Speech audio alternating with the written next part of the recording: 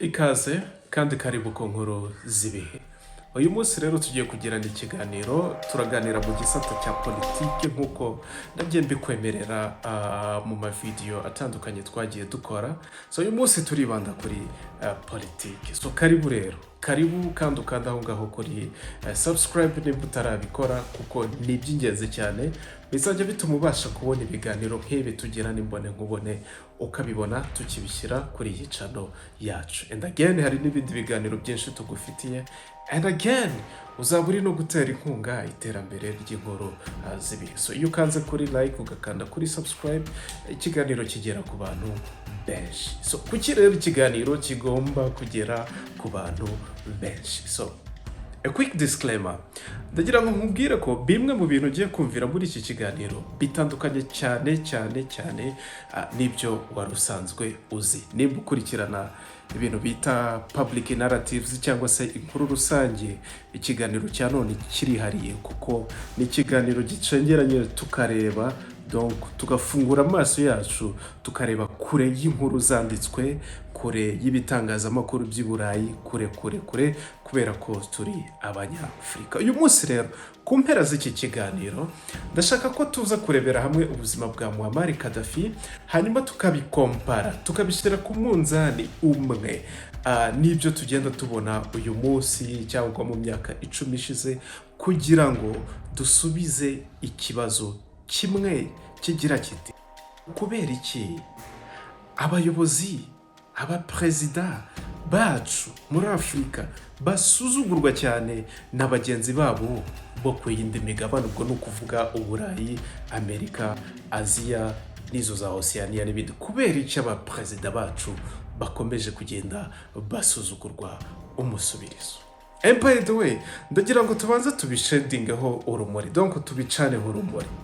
Kuba perezida muri Afurika ni ibintu bigoranye cyane. Kubera iki? Kubera ko icya mbere no guhangana n'uruhuri rw'ibitero bigambiriye kugukura ku butegetsi.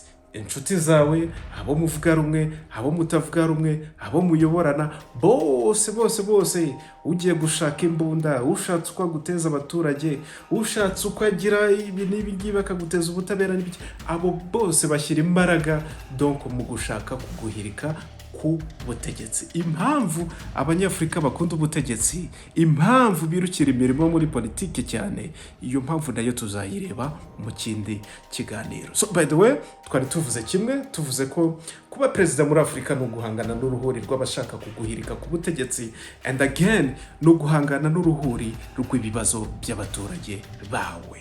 Ku isi yose hari ubukene, ariko iyo bigeze muri Afurika, ufata ubw'i Burayi, ugafata ubwo muri Amerika, ugafata muri Aziya, ubwo bukene bwose ukabuteranya ubundi ugakuba nk'inshuro ibihumbi, kuko Afurika niwo mugabane utanga abantu benshi cyane. Buri mwaka abantu bapfira mu mazi, buri mwaka urubyiruko rugwa mu mazi, buri mwaka urubyiruko rugwa mu nzira, buri mwaka twakama green cards turi benshi cyane. Kubera iki? Kubera ko twifuza kujya gushakira ibisubizo by'ibibazo byacu i Burayi. Kubera ko muri Afurika ibibazo dufite n'uruhuri, ni inshuro nyinshi cyane y'ibibazo biri ku yindi migabane. So guhangana n'ibibazo by'ubukene, ibibazo by'imirimo, ibibazo by'uburezi, ibibazo by'amashuri n'uburezi bufite ireme, ibibazo by'ubuzima n'ubuvuzi, ibibazo by'amasiranse, ibibazo by'umutekano, iyo bigeze muri Afurika, umuyobozi wa Afurika abiricyuye. And then nyuma y'ibyo rero hari no guhangana na bampatse ibihugu. Bampatse ibihugu, ubwo tuba tuvuze abanyaburayi, abanyamerika, abongereza, abafaransa, abashinwa, abo bose bakareba perezida umwe wo muri Afurika, babiri batatu, just bakajya babareba like nothing. Reka nguhe urugero rwihuse. Ibuka bajya gushingura, gutabariza, guherekeza bwa nyuma, gusezera bwa nyuma umwamikazi w'Ubwongereza Queen Elizabeth. Ibuka uko byagenze. Abaperezida b'i Burayi, bo muri Amerika, bahehe bakiriwe neza cyane mu mamodoka meza, baramburirwa amatapi y'imituku, bakandagiraho, barapepera, donc nk'abanyacyubahiro.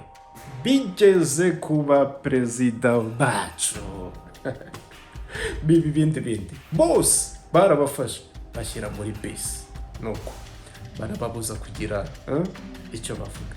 icyo ni kimwe mu byerekana agasuzuguro abaperezida ba Afurika bagiye bagirirwa mu bihe bitandukanye. Urebye wagenda ubona ingero nyinshi cyane, hahandi perezida wo mu Bufaransa agira gutya agatumiza inama, ngo atumije inama y'abakuru ba Afurika ngo baze mu Bufaransa kwiga ku bibazo bya Afurika. Ibibazo bya Afurika nibyo muri Afurika bigomba gukemurirwa muri Afurika. So ibaza umuntu wicaye iwe mu gihugu cyiwe agategura ameza akavuga ngo duhamagara abayobozi 50 n'abane bo muri Afurika baze mu Bufaransa gufata amasomo. Même chose mu Bwongereza, mu Bushinwa, muri Amerika. Ako ni agasuzuguro.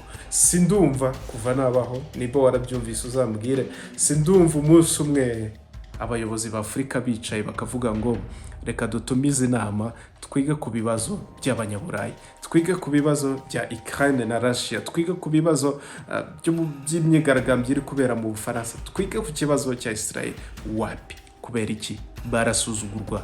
Nta muntu wava i Burayi ngo yitabire iyo nama. And then nakubwiye ko tuza kubirebera rero intandaro yabyo muri byose, ku buzima n'urupfu bya Muamar Gaddafi, perezida wa Libya.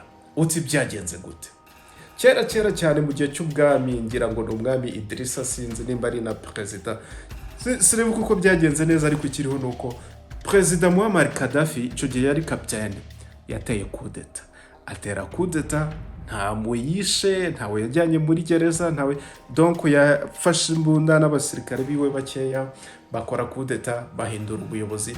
Bucya mu gitondo Muamar Gaddafi kapiteni icyo gihe yabaye perezida, ngira ngo leta yaje kuba koloneli n'ibintu ngibyo. And then Gaddafi nuko yagiye ku butegetsi, arakugenda yamara umwaka wa mbere 5, 10, 20, 42. So agihitinga iyo myaka 42, ariko na mbere yaho gatoya, ya makuru nakubwiye tuba tugomba kurebesha irindi jisho, tukareba kure ya makuru. Ibinyamakuru by'i Burayi, ibinyamakuru byo muri Aziya, ibinyamakuru byo muri Amerika, izo za CNN, Washington Post, New York Post, and whatever, biriya binyamakuru byose byitwa ko bikomeye byatangiye kwandika inzandiko zivuga ngo dictator Muamar Gaddafi, dictator amaze igihe kinini cyane ku butegetsi, amaze imyaka 42 ku butegetsi, bla bla bla, ibintu ngibyo, yishe demokrasi mu gihugu cye, ibintu ngibyo. And now ndagira ngo urebe kure y'izo nyandiko. Kuba umutegetsi amaze imyaka 42 ku butegetsi ntabwo bivuze ko ari umunyagitugu. Byakabaye ibyo umwamikazi n'abayobozi b'ibwami b'Ubwongereza bakaba yari abadiktatire, nta masomo bakabaye bafite yo kuza kutwigisha muri Afurika ya diplomasi, igihe bafite umwamikazi ushaka kugenda akamara imyaka 70 ku ngoma ya cyami. Yego, bafite premier ministre utorwa, ariko se kubera iki badatora umwami cyangwa umwamikazi? So bivuze iki? Bivuze ko buri gihugu kigira context yacyo, kigira umwihariko wacyo mu bijyanye no kuyoborwa, and kikagira amahitamo. So kuba Muamar Gaddafi yaramaze imyaka 42 ku butegetsi ntabwo ari cyo cyari kivuze ko Gaddafi ari umunyagitugu. Kubera iki? Kubera ko ushobora kumara umwaka umwe, amezi 6, imyaka 100, amezi 2, amasaha 4 uri ku ngoma, still ukaba umunyagitugu. Kubera ko igitugu ntabwo ari igihe umutegetsi amaze ku butegetsi, ahubwo igitugu ni ibikorwa by'uwo mutegetsi. Reka nguhe urugero rw'ibikorwa bimwe muri ibyo bishobora kukwereka ko umuyobozi ari umunyagitugu. So igihe muri icyo gihugu hari ubutabera n'amategeko, ariko aho kugira ngo akurikizwe hahanwa abanyabyaha, ahubwo hagakurikizwa ijambo ry'umukuru w'igihugu, ijambo ry'umuntu runaka, ijambo ry'umuyobozi runaka, ijambo ry'umupolisi runaka, ijambo ry'umusirikare runaka, ijambo ry'urwego runaka, bikaba ari byo bikurikizwa kugira ngo uwakoze amakosa ahanwe. Icyo gihe icyo gihugu, abo bategetsi, abo bayobozi baba ari abanyagitugu. And again, igihe ingengo y'imari ya leta isohoka, yamara gusohoka abategetsi bakayikoresha mu bintu byabo bwite, amamodoka meza, kohereza abana babo kwiga i Burayi, gukinagaza abaturage, gufunga, guhohotera, gushimuta iby'abandi. Obviously icyo ni igitugu. nawe ikibazo ushobora kwibaza, mu gihe cya Muamar Gaddafi muri Libya byari bihari? I'm telling you, ntabyo. Libya cyari igihugu gifite almost buri kimwe. Cyari gifite zahabu, gifite petrol, gifite amafaranga, and hari n'ibintu ujya wumva kumva ngo igihugu runaka kirimo ideni, ngo kirimo inguzanyo, ngo ibihugu byafashe inguzanyo. Kadafi na Libya nta deni, nta mwenda bari bafite. And again, Kadafi na Libya bafashe amafaranga baguriza, baha Niko Sarkozy ajya kwiyamamaza. Uri kumva, icyo cyari igihugu muri Afurika. So and then igihe rero kigeze, izo nkuru z'ibihuha zikomeza kugenda zivuga ko ari umunyagitugu n'ibiki. Abaturage ba Afurika rero, hari umuhanzi witwa Alpha Blondy, ndamukunda cyane, ubanza ari umunya Côte d'Ivoire, yagize gutya araririmba ngo tout évolue, tout change, mais les ne change pas. Nanze kubavuga. Arongera aravuga ngo les ennemis de l'Afrique, ce sont les Africains. Uri kumva, abanzi ba Afurika ni Abanyafurika bo ubwabo. Abanzi b'ibihugu byacu ni abaturage, ni abayobozi b'ibihugu byacu. So igihe cyarageze rero, hari ikintu cyiswe Arab Spring. Imyigaragambyo ikubita muri Misiri, ikubita muri Tunisia, ikubita muri Maroc, haba impinduramatwara z'Abarabu. Urumva ibyo byari ibihugu kabisa bifite ibibazo bya politike n'imibereho, ibibazo by'imisoro mu baturage nk'ibyo duheruka kumva muri Kenya, n'ibindi bibazo byose bitandukanye. Icyo gihe abaturage barahagurutse bashaka ko ibintu bihinduka. Kuva muri Tunisia, muri Maroc, muri Misiri, ibintu birahinduka. And then icyari gikurikiyeho buriya bajya bavuga ngo inzu y'umuturanyi igihe cyose yagize gutya igafatwa n'inkongi, nyabuna uzaba uwa mbere mu bajya kuzimya, kuko the next morning your own house uzayisanga mu muyonga. So icyakurikiyeho nuko Libya nayo yatangiye gufatwa n'imyigaragambyo. Abaturage batangira bigaragambya gahoro. But ninkubwira ibyo, uzanabisoma no mu nyandiko, uzanabibona no mu mavideo, by'umwihariko byakorewe i Burayi bikaba exported mu bitangazamakuru no kuri internet. Kandi nakubwiye ko tugomba kureba kure inyuma y'izo nyandiko. And ndashaka kuhareba iki? Kudeta yo muri Libya yagenze gute? Ese ni ikintu cyaje umunsi umwe? Ese ni abaturage koko basabye ubutabazi Amerika na France ngo ibafashe? Ntabwo ariko bimeze. Straight Muamar Gaddafi akijya ku butegetsi, Amerika ntabwo yigeze ijya imbizi na Kadafi kuko yarazanye impindura matwara. Yatangiye koroshya amategeko. Urumva ukuntu abantu baba bafite ibitabo by'amategeko bigera hano, inzego z'ubucamanza zigera hano, and you know, it says like n'ubundi ubucamanza butinze ntabwo buba ari ubucamanza, ubutabera butinze ntabwo buba ari ubutabera. So kimwe mu bitinze ubutabera ni amaprocedure menshi, ni amategeko menshi. Kadafi yafashe iby'impinduramatwara bye byose abihinira mu gitabo cyitwa The Green Book. Hanyuma ako gatabo The Green Book kaba ariko kagenga iby'amategeko n'imibereho by'umunyalibya. Urumva, straight to the point, byari ibintu Abanyamerika batagomba kwemera. But before that, Kadafi yafashe amafaranga ya Libya nyuma yuko amaze gufata umuturage wo muri Libya. Ushatse akamuha inzu, ugiye kwiga mpaka minuje, urwaye bakamuha assurance akivuza, ushonje akagaburirwa. And then afata igice cya Benghazi cyari kirimo donko ubutayu bwinshi cyane. N'ubundi Libya ni igihugu kiri mu butayu, bari when it comes to Benghazi, kara gace nyine gafite igice kinini cyane, gikakaye kurusha ibindi. Kadafi niwe muntu wa mbere utariza ubuhinzi, utariza agronomy, utaragize gute, niwe muntu wa mbere wakoze umuyoboro wo kuhira amazi akayakura mu nyanja akageza muri ubwo butayu. Ubutayu burahingwa buba the Greenland, donc buba icyatsi kibisi. Bavuga ko the greatest man-made water or irrigation system, cyangwa se igikorwa kinini cyane cyakozwe mu buhinzi mu bijyanye no kuhira mu isi yose mu myaka yose cyakozwe na Muamar Gaddafi. Urumva ko yari determine guca inzara mu gihugu cye, gufasha igihugu cye kwigira.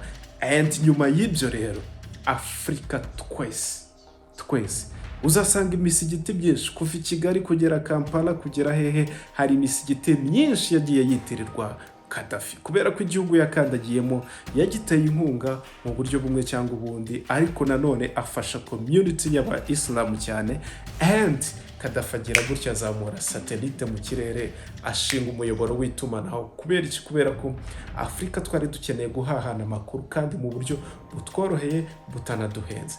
Think about igiciro bintwara kugira ngo na uploading iyi video kuri internet, and icyo giciro, think about aho amafaranga ajya. I'm telling you, ntabwo ari muri Afurika kuko ubushobozi bwo guprovidinga cyangwa gutanga internet bufite ba nyirabwo iyo hakurya y'amazi. So umugabo rero icyo gajuru yaragikubise mu kirere, internet zitangira gusakara. So muri bukamu igihe cya Rwanda teri ngira ngo nazahite simbizi gutyo, ariko Muamar Gaddafi yarashize ubushobozi bunini cyane muri communication na telecommunication muri Afurika. Hanyuma rero hazi ikintu cyitwa umuryango wa Afurika yunze ubumwe uvuguruye, kuko hari igice cya mbere cy'umuryango wa Afurika yunze ubumwe cyashinzwe n'aba Pan-Africanist. Abo barimo ba Kwame Nkrumah, barimo ba Thomas Sankara, barimo ba Leopold Sedar Senghor wa Senegal. Ni benshi cyane, n'abagabo benshi nabo bagiye bicwa urusorongo, bakicwa amaburakindi, bagaterwa amakudeta nka Thomas Sankara yiciwe muri Roma aho yari arimo agirana inama ku iterambere n'akanama ngishwanama kiwe. Baraza babasanga aho ngaho barabarasa bose. Tuzashaka umwanya nabyo tubiganireho. And then icyo nshaka ko dutindaho hano rero ni icyo cyo gushyira imbaraga mu muryango wa Afurika yunze ubumwe uvuguruye. So Kadafi yashyizemo amafaranga. Kadafi ahamagara ba perezida ba Afurika bose batangira kuganira uburyo uwo mushinga ugomba gutezwa imbere.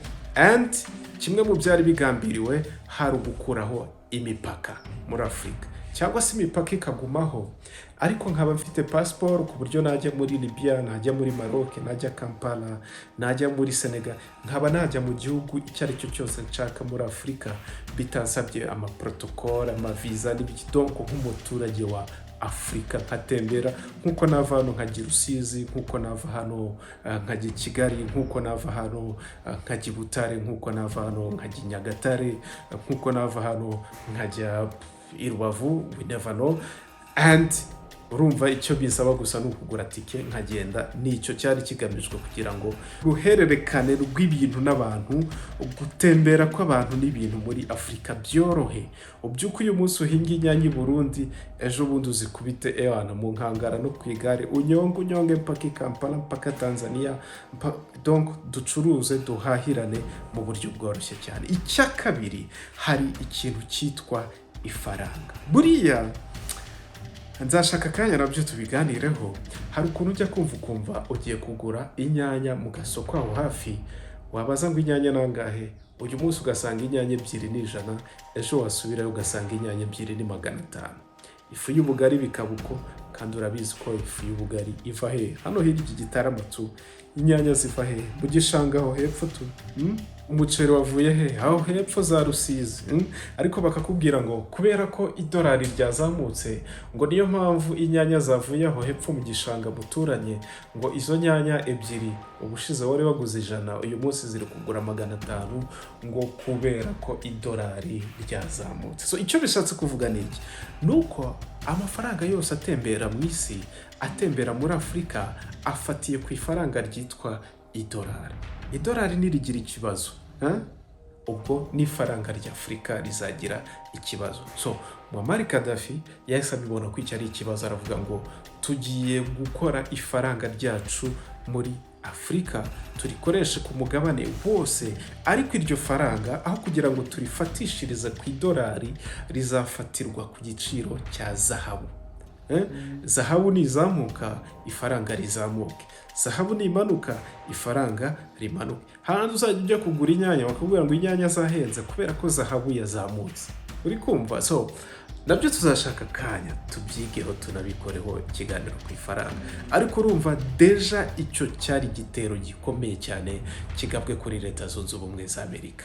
Icyo cyari igitero cyeruye kigabwe kuri Leta z'Uburayi, kuko ibihugu byinshi by'i Burayi bitunzwe n'umugabane wa Afurika. Imbaho, amashokora, amabuye y'agaciro, inganda nyinshi cyane. Uyu munsi Afurika ifunguye imipaka, Afurika igiranye ubutwererane n'ubuhahirane bumeze neza cyane. Hari inganda nyinshi z'i Burayi byafungwa. And uribuka Sarkozy nakubwiye yiyamamaza ko Libya yamuhaye amafaranga? Yes, Sarkozy nawe yagombaga gusibanganya ibimenyetso. But nidukomeza kubirebera, reka twongere dutere intambwe. Turi nyuma y'inyandiko deja, but reka twongere twegere imbere y'inyandiko. Kadafi akigera ku butegetsi, agitangira kugaragaza ideas ziwe, Amerika yahise itangira kumushyira kuri blacklist. Batangira bibaza ngo Kadafi azava ku butegetsi gute? Uri kumva? Ntabwo ari ukwibaza ngo Kadafi araguma ku butegetsi gute, Kadafi se yaguma ku butegetsi cyangwa yava? No, azava ku butegetsi gute. It was a matter of gute, not a matter of ngo azavaho cyangwa ntazavaho. Oya, azavaho, then azavaho gute. So uburyo rero bakoresha Abanyamerika, Abanyaburayi, Abazungu muri rusange, uburyo bakoresha ni bumwe. It's simple. Ni ugufata inshuti, abantu bawe ba hafi. Urumva? Bamara gufata abantu bawe ba hafi and then bakabaguteza, bakagukura ku butegetsi. So nibyo byagiye biba iyo za Burkina Faso, Blaise Compaoré na Thomas Sankara. Nibyo byagiye biba ubwo ibyo za Uganda, ahantu henshi hagiye haba amakudeta. Muri Congo kwa Mobutu, igihe Mobutu yafatanyaga na Kasavubu bagahirika Lumumba. And then Libya hashakishijwe uwo muntu mu myaka myinshi cyane, uwo muntu arabura. And you know, umugabo uwo ari we wese, umutegetsi uwo ari we wese agira gutya agakora amakosa. Kadafi yagabye igitero shuma. Hari ukuntu ibihugu bishotora ibindi bihugu, ukabona mu gihugu runaka barimo bararwana, igihugu kigataka ati nyamara twatewe n'abantu bo mu gihugu cyo kwa runaka, twatewe n'iki gihugu. Icyo gihugu nacyo kikanyamurame bati reka twubaha ubusugire bw'ibindi bihugu, ntabwo dushobora gutera ikindi gihugu. Nyamara deep down biba byabaye nyine. So Kadafi rero nuko byagenze. Yafashe umwe mu bajenerale biwe, ni nka nimero ya 2 kuri Kadafi, amwohereza, ndumva sinzi nimba ari Sierra Leone, nimba ari hehe, sinzi igihugu yamwohereje guteramo. Aragenda. Nimba ari Sierra Leone, ushobora kuba ari Eritrea, simbyibuka neza, dushobora kubireba. Kandi nimba unabizi unakizi uze kugishyira muri comment. I believe ko iyo ni inkuru noneho twagarutse kuri ku nkuru nyine, noneho ntabwo tukiri inyuma y'inkuru kuko turasubirayo mu kanya. Bohereza Kadafi, yohereza uwo mugabo, uwo mujenerale muri icyo gihugu. Bigenda nabi, generale arafatwa.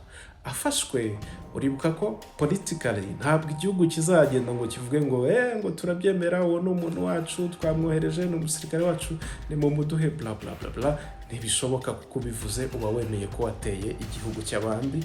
Icyo gihe ibigomba gukorwa birakorwa, akenshi na kenshi ugahabwa n'isomo rya gisirikare. So Kadafi rero yaracecetse, ntiyigeze avuga ko uwo mugabo nyine yamutumye ibintu nk'ibyo ngibyo. So umugabo rero, inshuti yewe, urumva deja it's a break up. Inkoramutima yawe yakohereje ahantu, urayubashye, ugezeyo, igutabye mu nama. So nubwo ari gushaka uburyo wenda ashobora kugucungura, ariko yagutabye mu nama. But again, kuva uwo muntu yari nimero ya 2, urumva ko yari umwe mu bantu bashobora gusimbura Kadafi ku butegetsi. And again, Kadafi yari afite abahungu, mu bahungu be akagira uwitwa Saif al-Islam Kadafi. Ubu ngubu uyu munsi nawe ari kwiyamamariza kuba perezida wa Libya. So urumva mu buryo bumwe cyangwa ubundi, niyo umujenerali atagaruka agafatwa agafungwa cyangwa akicwa, mu buryo bumwe cyangwa ubundi Kadafi ashobora kuba yari kuba yishe nyine inyoni ebyiri akoresheje ibuye rimwe, cyangwa se ikaba ukuntu abantu bajya babiflipinga inyoni zo mu gihe cy'amapfa, by'umwihariko bakavuga ati njyewe iyi noneho iyi nyoni ni inyoni noneho ifatira amabuye abiri icyarimwe, niyo wayayitera ari abiri iyo nyoni irayafata kuko nyine ikeneye akona umuceri wahinze. So urumva mu buryo bumwe cyangwa ubundi nyine politike ni umukino w'inyungu. Nanone tujye tubyibuka ko nta mwanzi uhoraho, nta n'umukunzi uhoraho. Birashoboka cyane ko n'uwo mujenerale igihe cye cyari kigeze ko Kadafi amurekura agatangwa kugira ngo atange inzira z'umuhungu we z'umuryango wa Kadafi. Nabyo ni ibintu byashobokaga cyane. So uribuka CIA ko yibazaga ngo Kadafi tuzamukuraho gute? Icyo kikaba ari ikibazo cyari kimaze almost imyaka igera muri 35 gutyo. And uribuka yuko amakudeta menshi yabaye, akenshi umuntu wegereje umutegetsi niwe bakoresha kugira ngo amukureho. So Amerika yari deja ibonye igisubizo muri uwo mu generale wo muri Libya. So urumva yafatiwe mu kindi gihugu. Amerika ifite ijambo rwose rikomeye mu bihugu bya Afurika, no kumusaba just bakamutanga. Ni nako byagenze, and atangira kuba muri porogaramu, gutozwa no kwitoza no gutanga amakuru no kwerekana ibizakorwa byose kugira ngo Kadafi afatwe, kugira ngo yicwe, kugira ngo bigende uko byakagenze. And boom, the Arab Spring, impinduramatwara zo mu Barabu ziba ziratangiye, and buke kabiri gatatu ziba zivuye muri Maroc, muri Tunisia, muri Misiri, Libya yaritahiwe. Wibuka aho twahereye iki kiganiro. Nakomeje kuguha izo context zose kugira ngo nguhumure amaso, ariko umwanzuro tuza kurebera hamwe nugira uti kubera iki abategetsi ba Afurika basuzugurwa na bagenzi babo b'i Burayi. Ugasanga n'aba perezida bombi bayoboye abaturage n'ibihugu byabo, bafite uburyo ibyo bihugu byitunze, haba mu buryo bwa production cyangwa ibikorerwa imbere mu gihugu n'ibiva hanze. And then ugasanga bafite abaturage beza, baba athlete bakora bimeze gute, ariko at the end of the day iyo bicaye kuri table ugasanga abanyaburayi n'abanyamerika barasuzugura abanyafurika. No kubera iki turaza kubibona, kandi harabura kanya gato cyane ngo tubirebe. So dukomeze rero ku myigaragambyo irabaye, abaturage barasakuje. Urumva akenshi abategetsi hari ukuntu bahita bariyakitinga bavuga ati mwibeshye murenga akarongo. Ni nako byagenze kuri Kadafi, abwira abaturage ati ntacyo ntabahaye, ntacyo ntabakoreye, nimba mushaka intambara rero nayo ndayibaha. So umuhungu wa Kadafi tumaze kuvuga mu kanya, Saif al-Islam, yari umuhungu umaze imyaka myinshi cyane agenda akorana n'abaturage, yunga abanyalibiya, abaganiriza inshuro nyinshi, ahuza Libya n'ibihugu by'amahanga. And then igihe cyari kigeze ngo ajye muri public ahuza abigaragambya n'ubutegetsi bwase. So arabikora rimwe kabiri gatatu bigeza aho nyine biramurambira. Urumva yari imyigaragambyo y'abaturage, ariko buriya pay attention, nta myigaragambyo ipfa kuba gusa. Ntabwo ushobora guhaguruka ngo ugiye kwigaragambya, nturya ntunywa, umwana wawe ntari ku ishuri, gutyo gusa tu. Haba hari bajya bavuga ngo nubona hari inshuti y'abantu yitwa imbwa, nuyibona ngo iri mu giti, normally imbwa ntabwo yurira, ariko nuyibona yuriye igiti iri hejuru, nyabuna ntuzayitere ibuye, kubera ko iyo mbwa ntabwo imbwa yurira igiti iba yurijwe igiti. Niko imyigaragambyo rero yo muri Libya yari imeze. Mu gihe abaturage bacecetse bakabanazemo akariro, abaturage bakavuga. So ubwo abaturage baba bigenza ukuntu batangiye kurasa, barashe Saif al-Islam nawe ajya muri public abwira abanyalibiya ati banyalibiya byakabaye byiza, ibi turi kwicana, turi kurwana, nitwe tubihomberamo nk'abanyagihugu. Byakabaye byiza twicaranye tugakemura ibibazo byacu nk'abanyalibiya kurusha uko dukomeza kwicana no guterana amagambo no kwangiza infrastructure. Ariko kuva mwaranze kubyumva, umunyalibiya wese azi aho imbunda igurirwa. Ati rero birashoboka cyane ko ibintu bigiye kuzaba bibi cyane. Iryo jambo rya sefu ryatumye bamuhiga, na n'ubu ngubu urukiko mpuzamahanga mpanabyaha ruracyamureba. Nayo ni topic kwayo dushobora kuzareba. Donc Libya rero bigiye mu muriro. Mu minsi mike cyane Muamar Gaddafi yarafashwe, ariko mbere y'uko afatwa Barack Obama yagiye muri ONU atanga ijambo. Aravuga ngo ubutegetsi bwa Muamar Gaddafi buri illegitimate, ntibwemewe, bwarananiwe, bwaratsinzwe. Ngo bityo rero sasa Muamar Gaddafi nta burenganzira, nta legitimate agifite yo kuyobora abaturage bo muri Libya. Bityo Muamar Gaddafi agomba kuva ku butegetsi. Perezida w'igihugu kimwe avuze ko perezida w'ikindi gihugu agiye gukurwa ku butegetsi. And my friend, aho ngaho ako ni agasuzuguro kageretse ku kandi gasuzuguro. Kadafi yaravuze tuzirwanaho, n'abo bana b'abanyamerika tuzirwanaho. Ariko reka nguhe urugero kugira ngo uhite ubyumva vuba vuba. Suppose ufite inzu, ufite umuryango. Inzu yawe, urugo rwawe rurimo amatungo, urugo rwawe rurimo ibintu, rurimo ibikoresho. And uyu munsi biramenyerewe, biriya bisiga bitwara inkoko urabizi, agaca ikiyone y'ibiki kazi gafata inkoko, isake ikiramata, ejo ugafata indi kugeza za nkoko zishize. And then fata urwo rugo rwawe rero. Uyu munsi umuntu mugenzi wawe araje akuyemo intebe arayitwaye, uracecetse. Ejo aragiye mu ruhame aravuga ati kandi na televiziyo ye nayitwara, akaba araje TV arayitwaye, uracecetse. Ati n'umwana we namutwara, akaba araje, mwana aratwaye. Ati n'uwo bashakanye nawe namutwara, nawe akaba araje aratwaye, wicecekeye. Ndagira ngo uze kubihuza nabyo, uze gufata akanya ubihuze.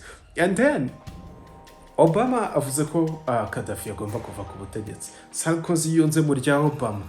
Ako kanya bahise bohereza indege, amamiraje, indege zikomeye, ibisasu, ingabo, baraza barakubita Libya. Mu gitondo cya kare Kadafi bari bamufashe, bari kumuzengurutsa imihanda ya Libya. Ikibazo rero gikomeye cyabayeho gituma abayobozi b'Afurika bari no mu ngaruka zikomeye batazabasha no kwikura. Afurika ni umugabane ugizwe n'ibihugu 54 nibura. Hakaza ibirwa, hakaza amafederasiyo cyangwa se imiryango, twavuga East Africa, West Africa, ECOWAS, SADC, iyo miryango yose. Kadafi barinze basenya Libya, Kadafi baramufata, Kadafi baramwica, umuryango wa Kadafi barawujujubya. Abayobozi bose ba Afurika, abo Kadafi yasuye, abo yahaye communication z'ubuntu, abo yafashije mu buryo bumwe, ari gucunga amagereza, gucunga imitwe ibarwanya, abo yateye inkunga mu ntwaro, abo yateye inkunga z'amafaranga, abo bose bari mu ikuni bifashe gutya, nta uvuga. Bati yewe urugo nubwo ari urwacu, nimuze, murashaka umuntu wacu, nimutware, murashaka. Uyu munsi niyo mpamvu kugira ngo tubyumve neza, reka nongere nguhe urugero muri Ukraine. Nta myaka myinshi irashira, sibyo? Russia igira gutya iravuga ngo Ukraine tugiye kuyigabaho ibitero. Russia yaravuze ngo ni special military operations, ngo ni ibikorwa bya gisirikare ngo igiye gukorera ku butaka bwa Ukraine. Ukraine iravuga ati twagabweho ibitero. And then ibihugu byose by'i Burayi byarahagurutse. Kubera iki? Ukraine ni kimwe mu bihugu bigize Uburayi. Ukraine ni kimwe mu bihugu biproducinga bitanga donc ibiribwa, bitanga ibicuruzwa, bitanga isoko. And Ukraine ni kimwe mu bihugu bigendwa n'abanyaburayi, and Ukraine ni kimwe mu bihugu bikoresha ifaranga ry'iburayi. So icyo gihugu cyari gitewe n'ikindi gihugu, abanyaburayi bahagurukiye rimwe baravuga ati Ukraine turaguha icyo ushaka cyose uwirwaneho. Kubera iki? Kubera ko barabizi neza ko umunsi Russia yagize gutya igafata Ukraine neza ikayitsinda, n'ikindi gihugu kizakopfora nacyo kizaterwa, kandi kuko barebereye n'abandi bazakomeza barebere kugeza ku wanyu. Afurika rero siko byagenze.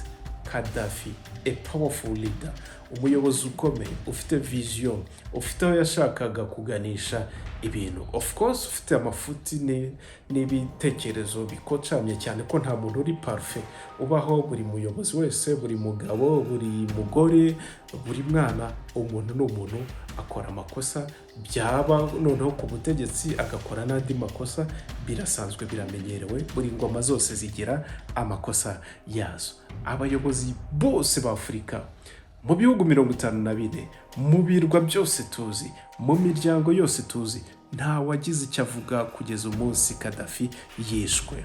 Icyakurikiyeho rero, Kadafi yishwe kugira ngo Libya ibone demokarasi. Urumva, uzi demokarasi abanyalibiya babonye nuko bwarakiye mu gitondo, wa muturage wa wundi twavuze wahabwaga imodoka, agahabwa inzu, agahabwa amashuri, agahabwa ubuvuzi, agahabwa akatsi k'epfo na karuguru y'inzira, wa muturage yatangiye gufatwa agacuruzwa nk'umucakara. Ngiyo demokarasi yarije. Kubera iki? Kubera ko, my dear friends, abanyaburayi, abanyamerika, abanyaziya, Munyafurika wicaye uyu munsi, ukicara mu Rwanda, ukicara muri Congo, ukicara mu Burundi, ukicara muri Uganda, ukicara muri Madagascar, and wherever you want, ukicara ugatekereza ngo buriya ngo Barack Obama, ngo buriya ngo Clinton, ngo buriya Trump, ngo buriya Sarkozy, ngo buriya Macron, ngo buriya whoever ngo afite impuhwe abanyafurika, ngo yavuze ngo runaka ave ku buyobozi, ngo yavuze ngo runaka ngo ni umunyagitugu, ugatekereza ko ibyo bintu yabivuze ku nyungu zawe. My dearest friend, think again. Ongera utekereze. Sarkozy, Obama, Donald Trump, Clinton, Biden, Putin, Zelensky, abo ngabo ni abayobozi batowe n'ibihugu byabo kugira ngo badefande inyungu z'abaturage babo, zaba iziva imbere mu gihugu, zaba n'iziva mu mahanga yose atandukanye. So what if igitero cyagabwe kuri Libya cyari kigamije kurengera inyungu z'idolari nk'uko nabikubwiye? Hanyuma umunyalibiya akaba yicaye, n'umunyamisiri yicaye, n'umunyarwanda cyangwa umukongole cyangwa umurundi cyangwa umugande cyangwa muri Madagascar cyangwa muri Senegal yicaye azi ngo abanyamerika baje muri Libya kubera inyungu z'umuturage wa Libya. Uko kwari ukuri? No.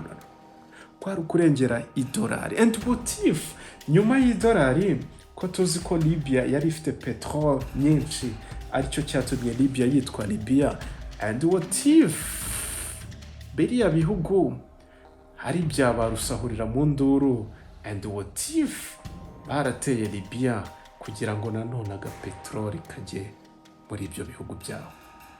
Nicyo ndi gutekereza, nta bimenyetso mfite, nta n'ibyo nabonye, but what if ari uko byari bimeze?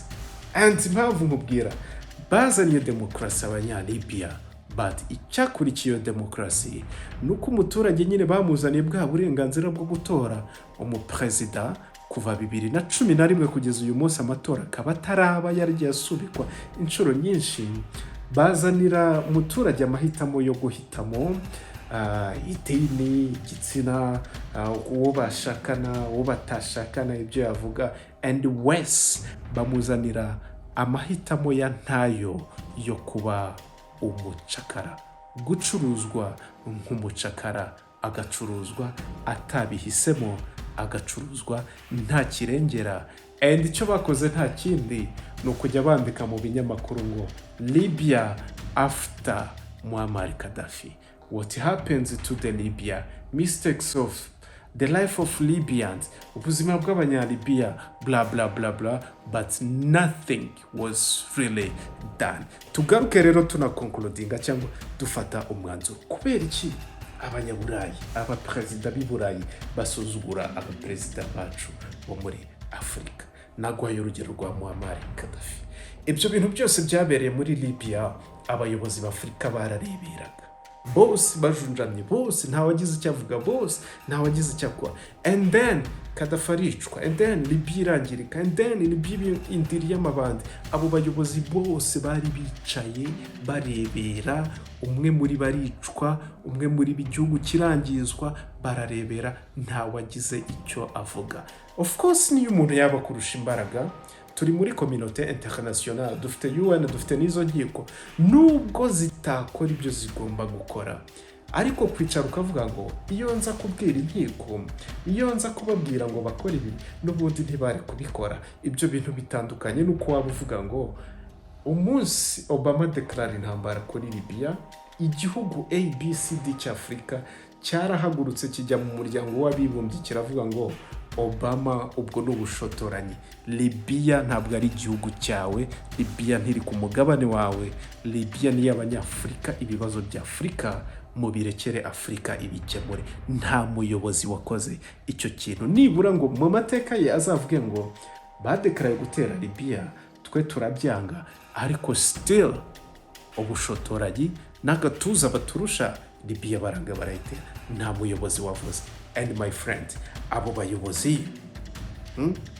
bayobozi bateye gutyo, wowe uri umuyobozi w'i Burayi, uri umunyarugomo, uri umunyagatuza wakoze ibyo bintu, abo bantu wazigera really ububaha?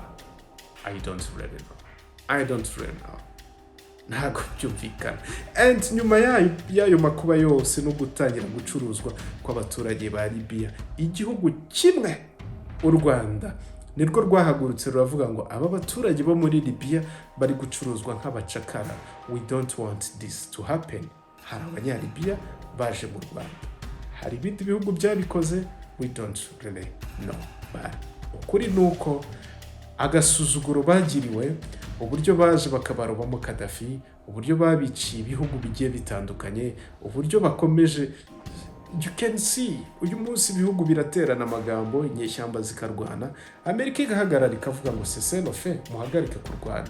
No kuvuga no gufata wowe nawe mwe muretse kurwana, bla bla bla, wowe nawe nimukomeze mu Rwanda. So ndagushimiye cyane rero kubana nanjye. Iyi channel ni inkuru z'ibihe, ibiganiro nk'ibi ngibi nakagaruka. So kugira ngo ujye ubona ikiganiro nk'iki, urasabwa ikintu kimwe gusa, no gukanda aho ngaho kuri subscribe, and then ukanda naho kuri like kugira ngo ikiganiro kibe cyagera ku bantu benshi. And ikibazo, igitekerezo, inyunganizi ufite ubisige aho ngaho muri comment. And again ndagushyiriraho nimero ya telefone aho ngaho.